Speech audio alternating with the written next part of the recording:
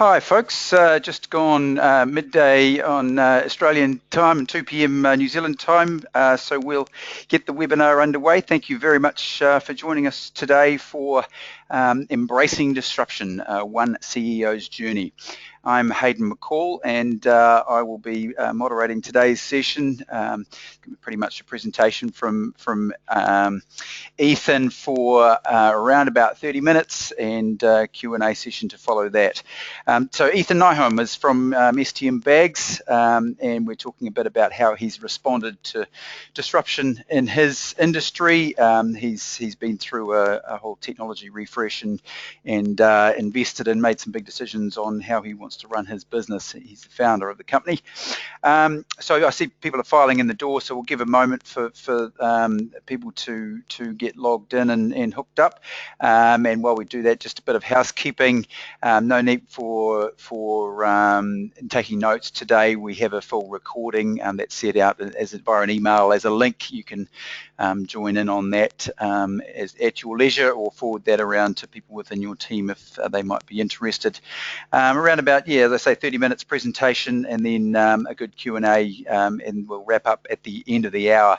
So very keen to get questions flowing from the audience. If you do have questions, either now or during the presentation, there's a little questions pane that opens up on your sidebar.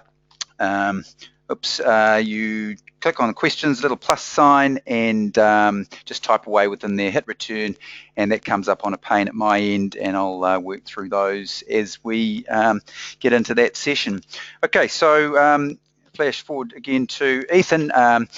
STM Bags. So Ethan is the founder of STM.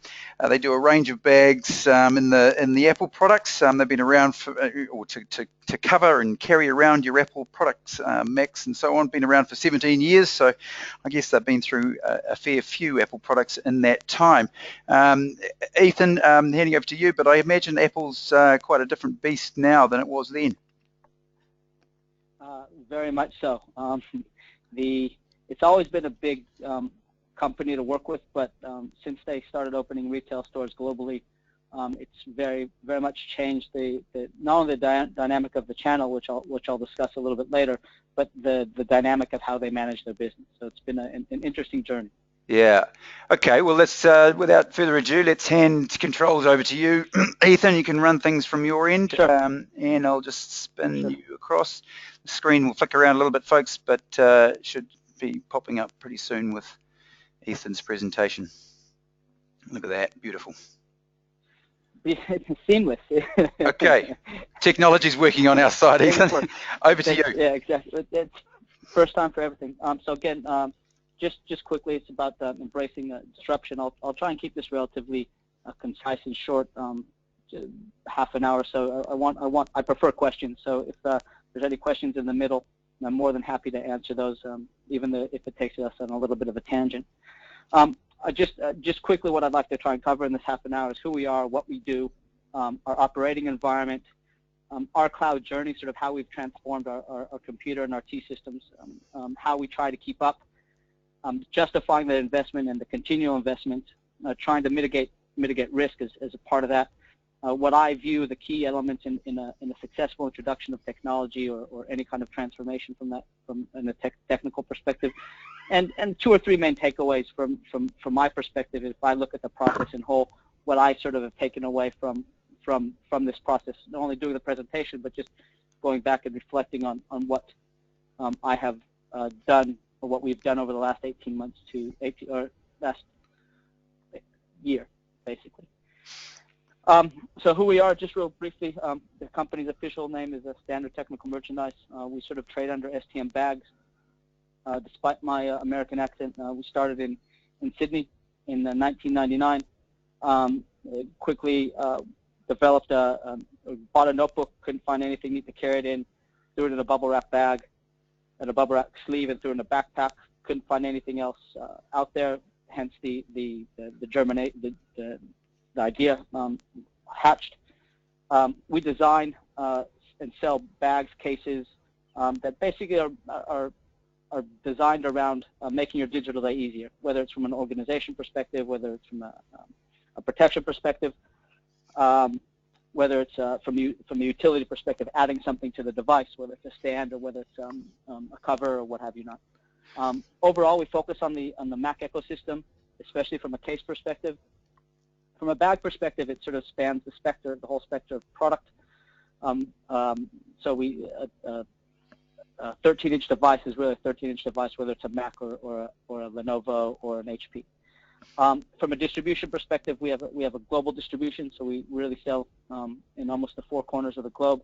We do have offices in Australia, which is where our head office is, in the U.S., in the U.K., and we recently opened an office in Malaysia. From an inventory perspective, and again, we'll go into that a little bit later, inventory, we hold stock in Australia, U.S., U.K., and Hong Kong. At the moment, at this particular point in time, most of our business is B2B, wholesale distribution, basically. However, there's an e-commerce direct solution in the process that should be opening early 2016 or late 2015, so in the next 30 to 50 days. Again, just a little bit more background in terms of our operating environment. We operate in a highly competitive, hyper-competitive, I'll call it, multiple, well-resourced competition environment. So we have a lot of competitors, whether it's across the IT channel, like the likes of Targus or Incase, or Apple themselves, really, because Apple do cases for their bags, all the way through to the lifestyle space, whether it's someone like a high-end backpack, all the way through to a $10 bag that you'd get off a shelf at any retailer or back to school.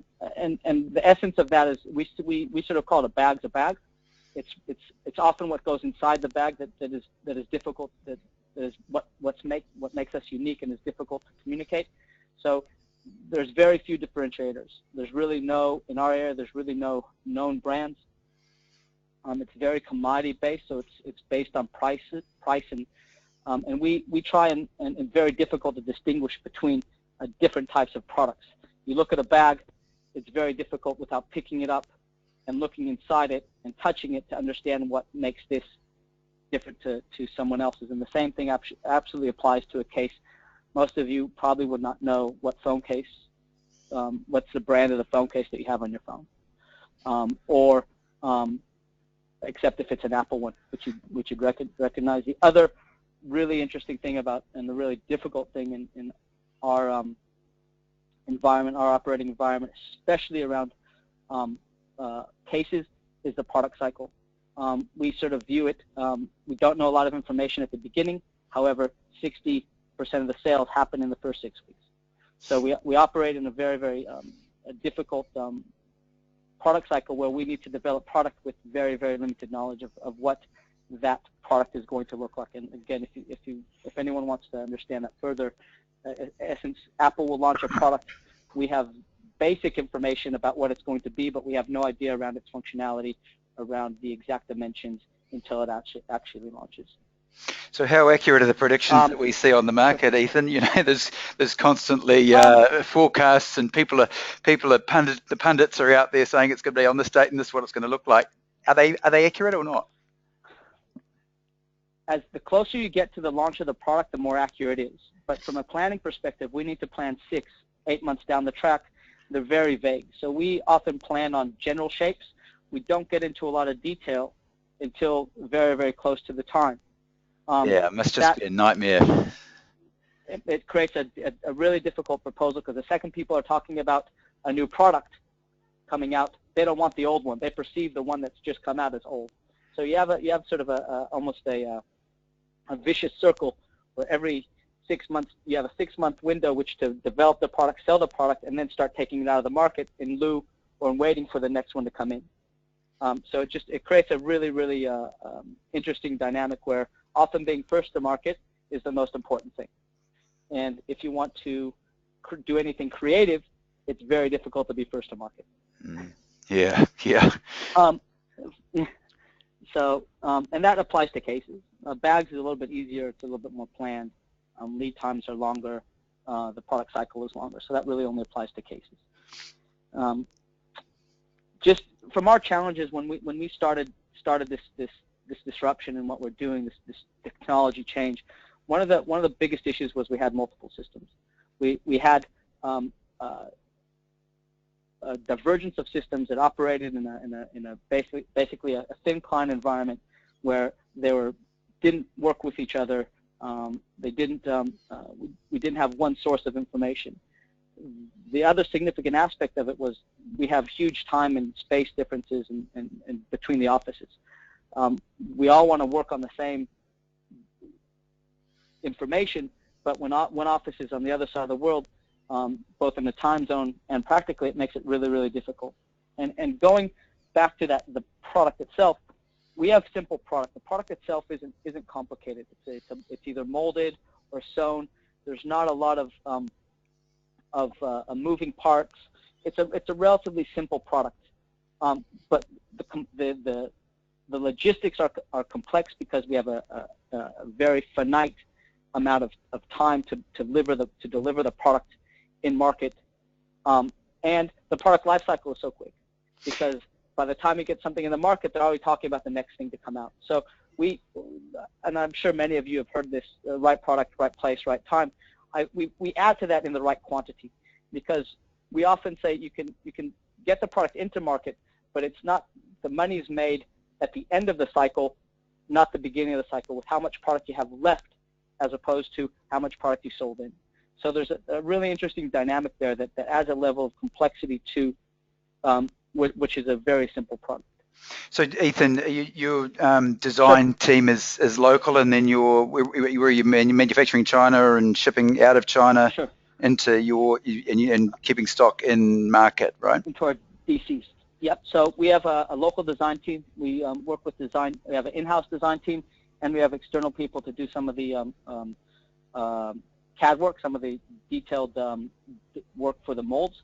So we do a combination of both, manufacture both in China and Vietnam, and have a consolidation warehouse basically in Hong Kong that brings the inventory together and then ships it out from there, basically. We will do direct shipments both from both from China and Vietnam, but as a general rule, stock gets moved to Hong Kong, stored in Hong Kong, and then shipped out from there in a consolidated fashion. Yeah. Really across the globe. And how big's the company? What's the employee count? So we have, today, we have 30 employees globally, so about 12 in Australia, 10 in the US, a couple in the UK, and a couple in Malaysia. Yeah, and there's some humor there. Yeah. Yeah.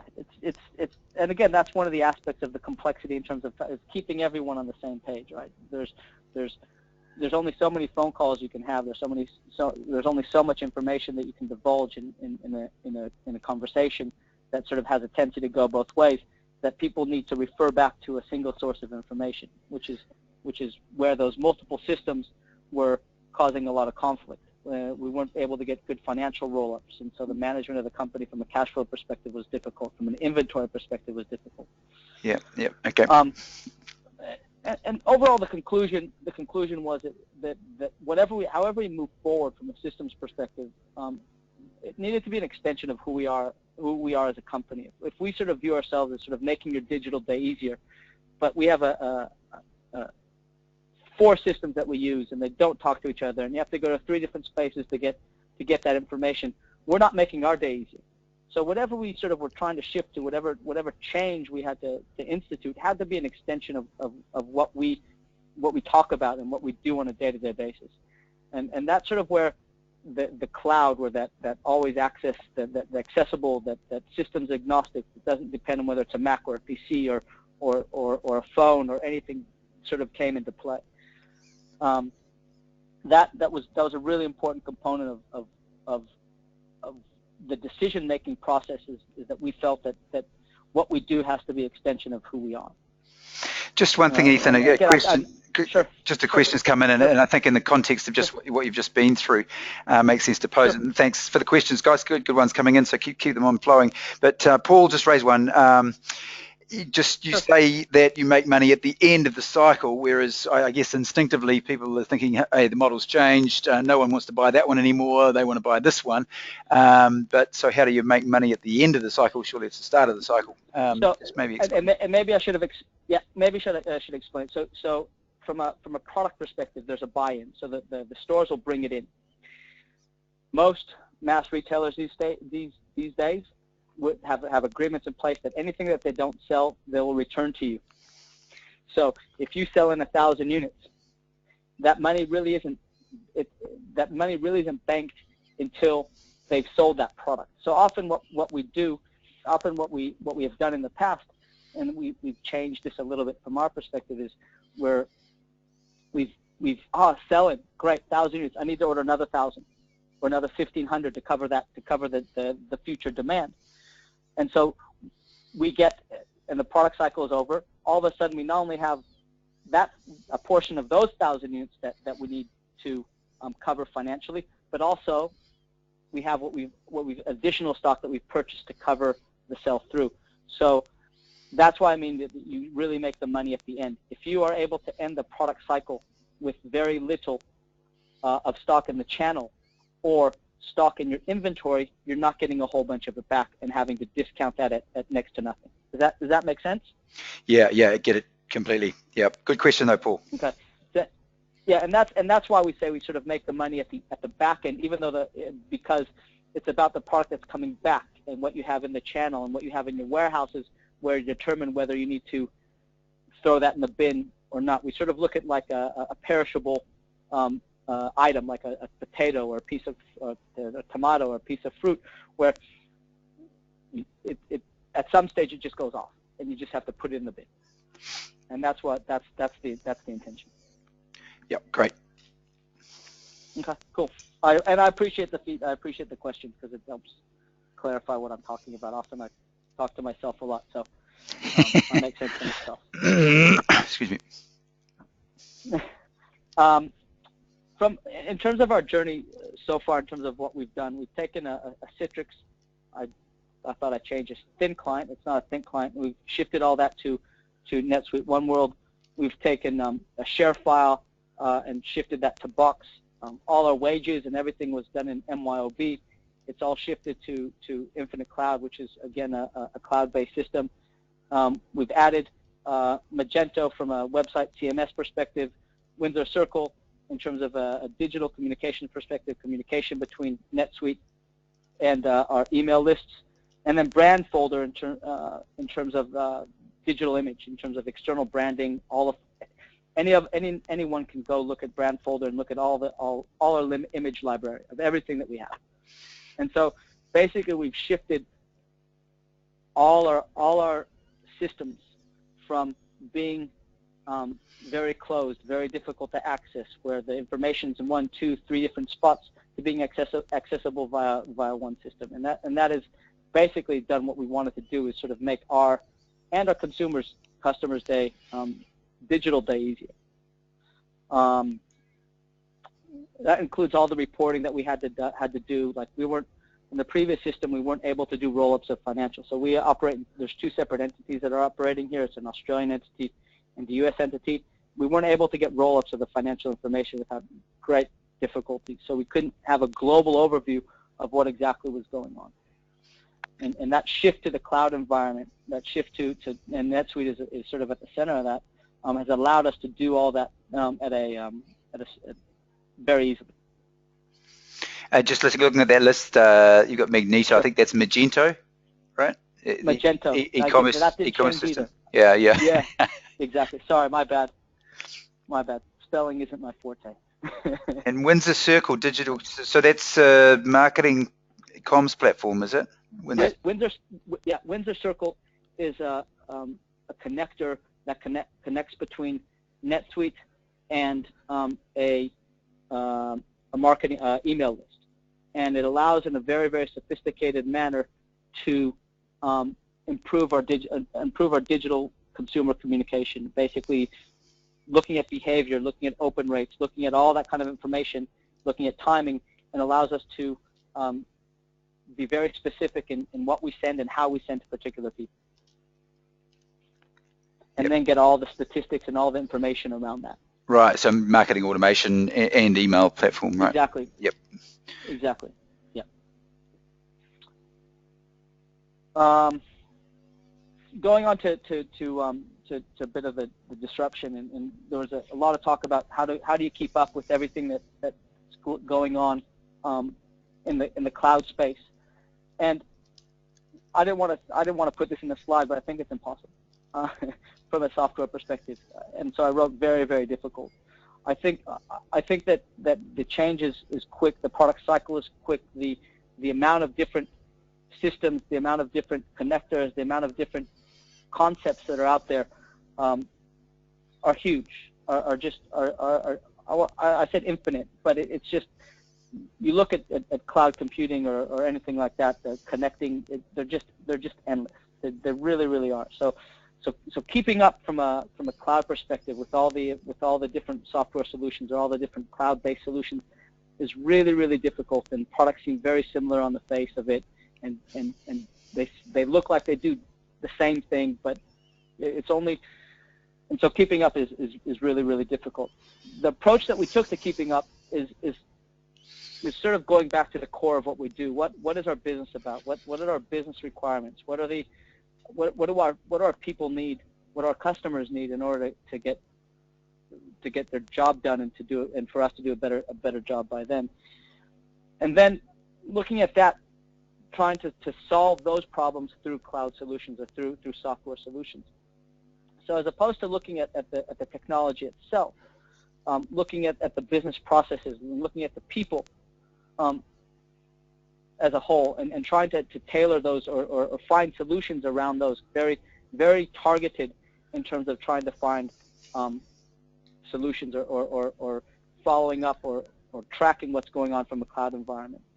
And for example, and I won't use names here just because I don't want to upset anyone, but we're looking at a solution to connect Magento with NetSuite.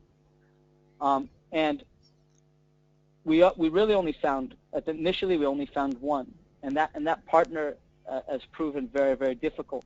So we had to go back sort of to the drawing board and found another company that did exactly the same thing that didn't come up in our first search effort.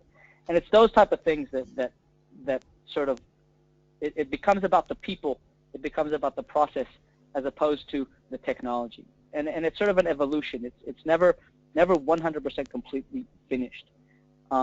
There's always something different. There's always something more. There's always a change. There's always an update. And that is, I think, where the true challenge lies is keeping abreast of what you currently have in terms of how that is changing, as opposed to only necessarily looking at what's new. So you're looking to do things in-house, Ethan? Have you structured it so that you've got resources in-house, or are you reliant on partners delivering and vendors themselves delivering solutions? It's a combination of both. So we have in-house people that are very good at what they do in terms of in terms of the technical abilities, but they're also generalists. Like our main, they cross over a number of different fields. So we have a web systems person who has a general understanding of those systems, but not enough to customize solutions. We're sort of having this debate right now between us whether we go to a custom solution or whether we tailor a provided solution. And I'm personal, and this is a personal opinion, and I often get worried about creating in-house solutions just because of the pace of change. That keeping up, there's change in one system, and that automatically triggers a change in another system that changes in another system. And when you have those in-house systems in place, it's often difficult to keep up with those changes. Whereas a third party, that's their job to keep up with those changes. So it's a combination of both. And I get, just I guess keeping the theme of the webinar Sure. and disruption. What do you think have been in the market in which you operate? I mean, obviously you've got disruption in the market itself, but at a technology level, where's the biggest disruption? I mean, are you seeing it in the capabilities of the products themselves, or is the key differentiator your ability to integrate across products? I think its ability to integrate across products is the biggest disruption in our market, where you have multiple devices and multiple products capable of doing multiple things. There's not a single product anymore that there's not a product that only is designed to do one thing anymore, if that makes sense. Your phone is a is a handheld computer. Your iPad is to watch movies. I think that's been the biggest change. I also, from our pure marketing perspective, I think our biggest change has been the commoditization of product, where a lot of it's price sensitive as opposed to feature sensitive. A lot of it is based around delivery as opposed to customer service, or delivery of the product as opposed to post-purchase service. And I think those have been the biggest changes that we continue to encounter. Is how do you distinguish a product that is so much based on us as a company, the product in terms of the customer service, in terms of the post-purchase service, in terms of all the support you get. How do you distinguish that from another product on the shelf that essentially does the same thing but half the price? Yeah, tough, tough market. It makes it interesting, right? I always say if it was easy, everyone would be doing it. Yeah, that's it, right? Okay, onward. Onward and upward. In terms of justifying the technology investment, and there's those classic ways of approaching in terms of cost-benefit analysis and looking at the net impact, whether it's positive, negative, or no. And don't get me wrong, those things are really, really important to look at that. But we always look at we look at a couple things. One is the initial investment versus the long-term investment. Often with these type of systems, with these type of cloud, the upfront cost isn't great. It's the licensing. It's how long it is, or how much it is on a long-term basis. And I think it's really important to look at that. And I don't know if that is always a consideration. The other, and I think even more important is what are the tangible versus the intangible benefits that I'm getting out of this. How do I measure the ability of a salesperson in the U.S. to look up the inventory, not only in their own warehouse, but also what's sitting in the UK, in Hong Kong, and in Australia, to see if they can put a big deal together. It's very difficult to measure those type of intangibles. Or when I have a product person wanting to know when something is being released and able to automatically on their phone go to a system and see when this product is being launched. I think those intangible benefits often outweigh something that I'm able to measure, the tangible, or the what. And so I think that trying to understand the intangible benefits is at least as important, if not more important, than the ones that I can measure. The other really key component in terms of from our perspective, from justifying that investment, was how does this fit with what we're doing? Does this fit in long term with what we're trying to do as a company? Does this allow me to do what I do better, expand what I do, change what I do? And for us, most of these systems, or all these systems, were absolutely yes. I'm able to do things quicker, faster, harder, higher than I've ever been able to do, because I have the access to information, and it's accessible in any format I want.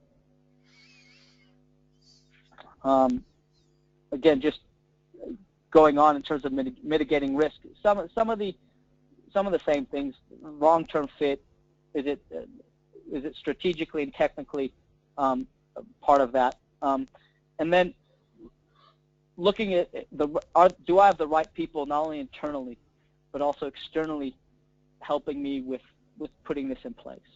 And I'll get to this a little bit at the end, but the technology is nice, but it's about the people, and that you have to have not only the right people internally, but the right people externally helping you. And my perspective, projects work or don't work based on the people putting them in place. The technology can still be great, but if you have the bad people or bad communication or bad processes putting it in place, it's still not going to work. How do you go about measuring that, prior to an engagement? Any sort of tips and tricks on that you've learned over the years, Ethan? So what was it? Sorry, in terms of measuring the Measuring, people, or measuring the well, you can look at a CV, you can understand the yeah. company that someone works for, but getting into the nitty gritty of the capability of that individual, particularly when it comes to IT kind of conceptual Yep. ideas and skill base converted into actual delivery. Into practice. Have you got Yep. some tools to qualify individuals? I try and take them out for a beer and have a conversation with them outside work. Is the truth. Yeah.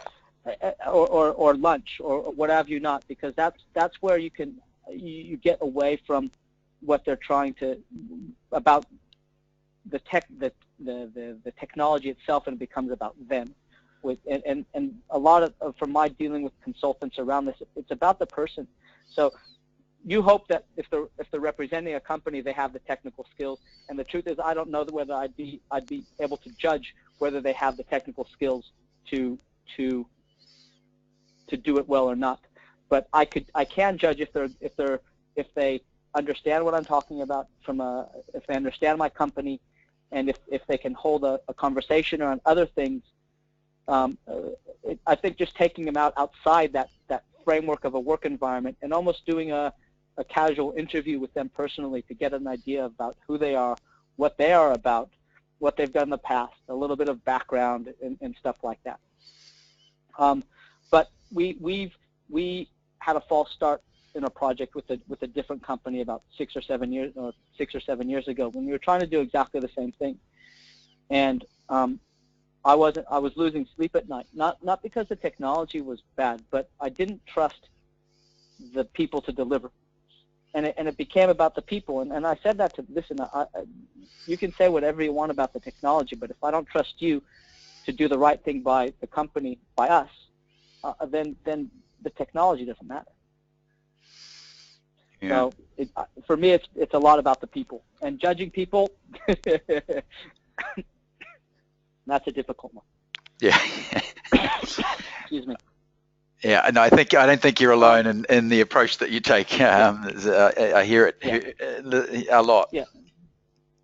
Yeah, and so taking them a little bit outside that comfort zone where they're presenting something on a screen, where you can sit down and have a coffee or have a beer or have lunch, I found really, really important in terms of trying to understand who they are as people, and therefore, again, it could be a little bit of me being a little bit naive, but I think if they're good people and I can have a conversation with them, we can overcome most of the other aspects, because the technology we think is sound. So, just my perception. Yep. In terms of a successful introduction, there's basically only one opportunity, and that really success is the only option. Failing an implementation or failing an introduction of this type of technology is a worse result than not doing anything at all. So it's for me I use a football anagram. When in doubt, kick it out. If you don't trust the people, if you don't trust the technology, don't do it. Just stop. And it'll even though you might have some investment, that initial investment will if it's a loss, will dwarf any kind of bad implementation. I also am a firm believer, unlike most things with business, that has to be driven by the top. Overall, I'm really about giving people, from a business perspective, giving them the freedom to operate and the freedom to work in and to make decisions and stuff like that. But I think that this type of revolution, this type of change, has to be driven from the CEO. This is not something that's the salespeople are going to drive, or the marketing person, or even the CFO. This is something that has to be driven by the top of the company. It needs everyone involved, and I'm not saying that we didn't get everyone involved through training, through demos, through giving them to do part of the review that needs to be done on each of the components of the system, but it still has to be driven from the top.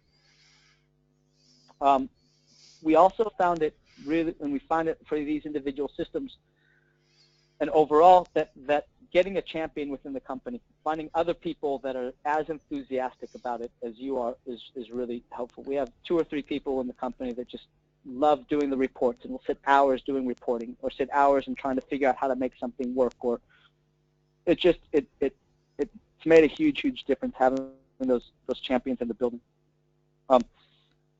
Now that we've had the implementation 6 months or so, 7 months or so, it has to be a constant reminder that these systems have to be at the center of what you do.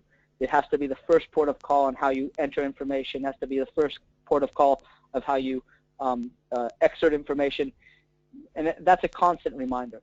It's that, and I don't know if that will change. It's constantly reminding from the top. Have you tried this? Have you done this? Have you looked at this system? Have you looked at this system? Or this is absolutely where it needs to go. I think I only have a couple slides here, so you guys almost finished with me. Yeah, it's good. There's some questions queuing up, so yeah, sure. I'll keep this quick. Again, I said it's technology agnostic. I really think it's about the people and the business processes as much as about the technology. I probably made that point before. It starts with the revolution, but it ends up. But long term, it's really an evolution. It constantly needs to change. It can't stay the same. The world, and these systems specifically, is changing so quickly that you can't stay stagnant. And last but not least, really, it has to be driven from the top down, but getting everyone involved from a very early stage has made a world of difference. And that was it. Okay, that's where we're at. That's great, Ethan. Thank you. And we've got a few questions piling in here.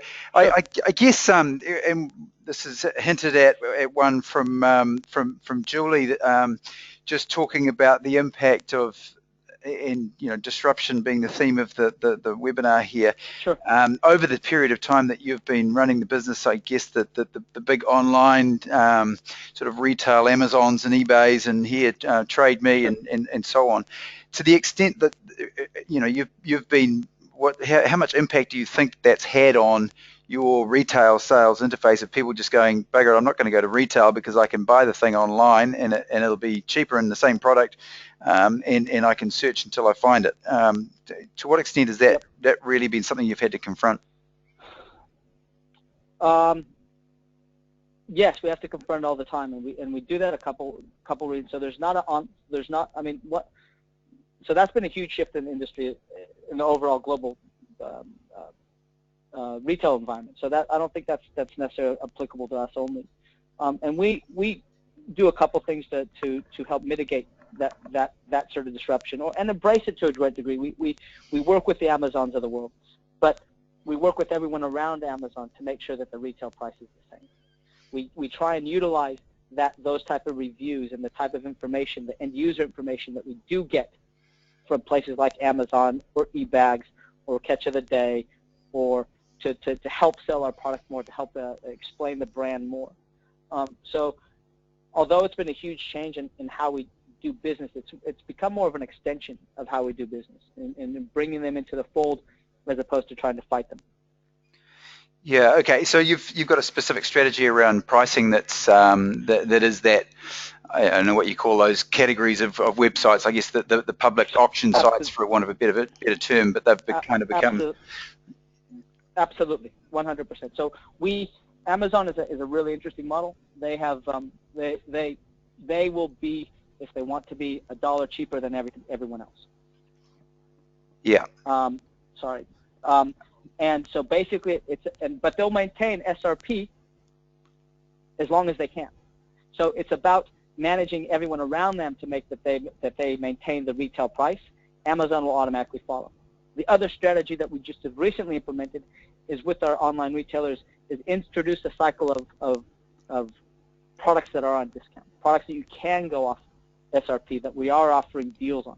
So we will choose 3, 4, 5 products on a rotation basis that we do encourage websites and retailers alike to go off of retail price to do a few deals. So the combination of both has really seen us maintain retail pricing for most of our items in the online environment. Yeah. Okay. So I imagine it's sort of constant vigilance, and particularly those end of line products where you've got to really be on top of just how far and fast people are taking it. Correct. It's a constant battle. It's something that's under constant evaluation. Yeah.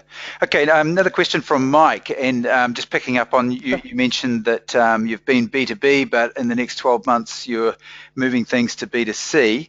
I guess the key questions of why are you doing that? It would be a significant change in your business model, and what do you see as the key challenges that you'll have to confront to manage that? Sure. So just a little bit of background. Historically, we did only B2B because we didn't want to compete directly with our reseller network, basically with a combination of Apple stores, small retailers, and that was sort of the genesis of our business. Those are the people that we initially engaged in back in the early 2000s. Most of those businesses have disappeared. Now you have mass merchants and you have Apple, basically. So you have places like JB Hi-Fi, Harvey Norman, Noel Leemings for the people in New Zealand, and Apple Computers as a general. They're companies that the truth is I'd like for our retail sales, our web sales to impact their business, but most likely it won't. So we've sort of gained that a little additional freedom from our perspective, from a constraint that we placed on ourselves that will allow us to sell B2C, so into customers. And we're doing that for twofold. One is it allows us to engage much better in a much different manner with people who buy our product. At the moment, most of our engagement is done with people with buyers at retail stores or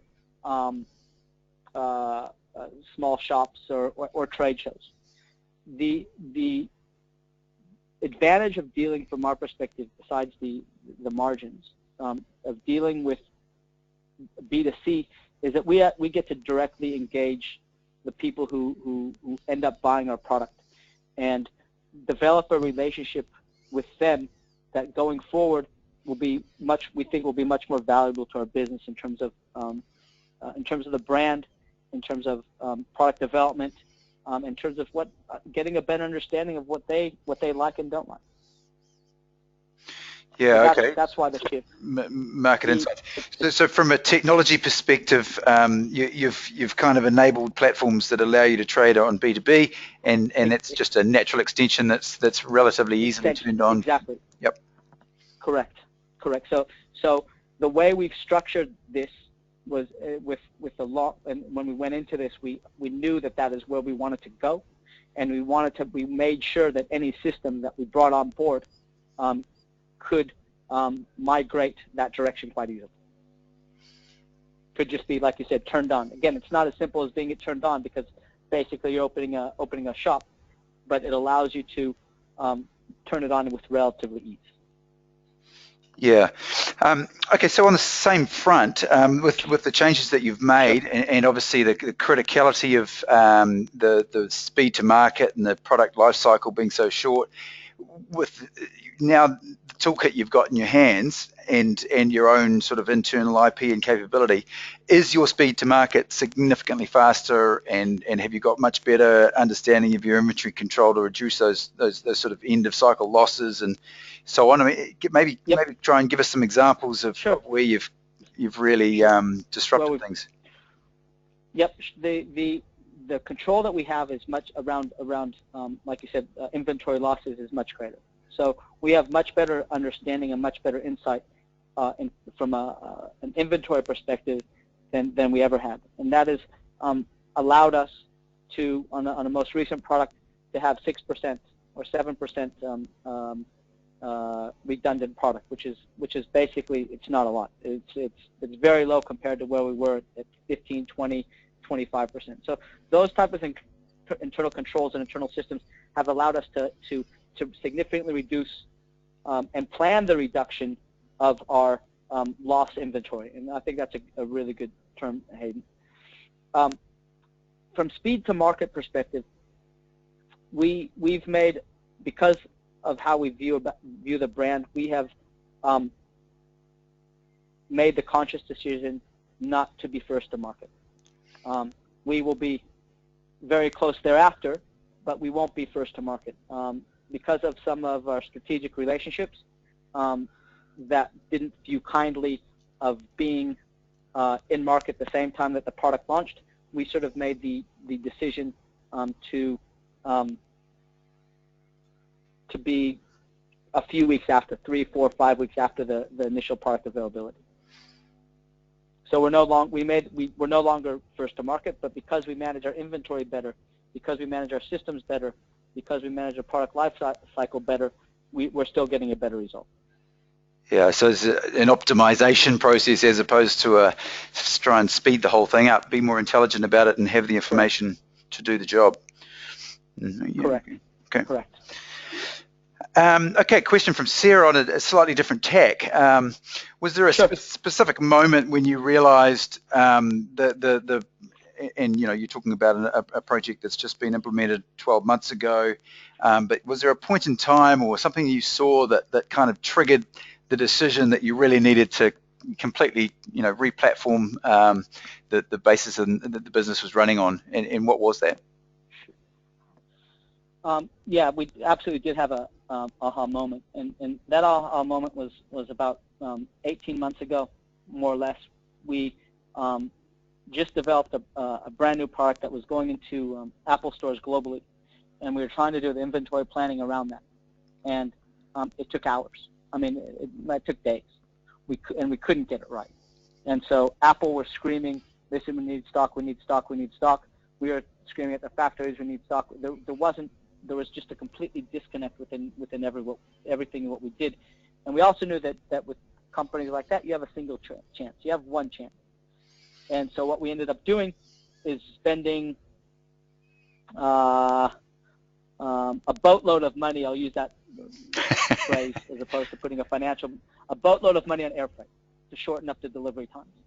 That basically took 80% of the profit out of the product itself because we had to pay air freight for this item. So to give some people, air freight as a general rule for our product is 10 times more expensive than sea freight. So if we're paying 20 cents for an item to ship via sea, it is $2 or $2 and a little bit to ship it on, to put it on a plane. So basically, the majority of the profit went out the window when we put it on a plane. And we looked at the end of that period and say, we could have done a lot better out of this. And that was sort of the aha moment where we said, okay, we need to make some significant changes in how we think about doing business. So spend a boatload of money on some solutions around your your technology platform, and hopefully you don't have to spend the boatload of money on air freight. Well, kind of makes sense. Yeah, when I was going through when I was doing the calculations of going through the process of, okay, how much is this going to cost relative to the expense that I had in air freight, and I said, listen, if we can save 20% of the air freight, and I didn't put a high number on it, I think I said 20 or 30%, we'd already be significantly ahead. And we've saved 80%. Yeah. So just by changing when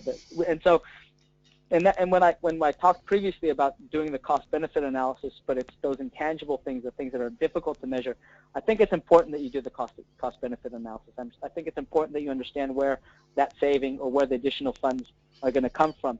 But it's often hard to anticipate the everything. And so it's those intangible things that are often just as important. And so it was almost a no-brainer. Listen, invest X in a new planning system that allows me to do the job better, or invest X plus 4 to ship by air. It's a simple. It wasn't that difficult. Yeah. Okay. Look, there's a couple more questions in there, but I'll just show again to the questions. If you do have questions, we've got Ethan for another 10 minutes, or just shy of 10 minutes. So do fire them in, and I will hopefully have room to pose them to him. Another question just come in around the nature of your product, and it's not strictly kind of part of the topic, but interesting is the extent to which copying and counterfeiting is a problem for you. Do you see that going on? I guess the Chinese market has a reputation in that space, that things get knocked off, as soon as they've been, your design specs have gone into the factory, someone else is producing the exact same product through a different line. Is that something you have to deal with, and what how do you go about coping with that? So overall, it is something we have to deal with. We don't deal with it as much as people think. Our overall strategy around that is not to prevent the manufacture of the product, but to prevent the sale of the product. Most of those counterfeit products are sold on websites such as Alibaba or 360.com, and basically through the registration of our IP in China and the U.S., or our brand in China and the U.S., by limiting the ability to sell the product by the factories, they don't make it if they don't sell it.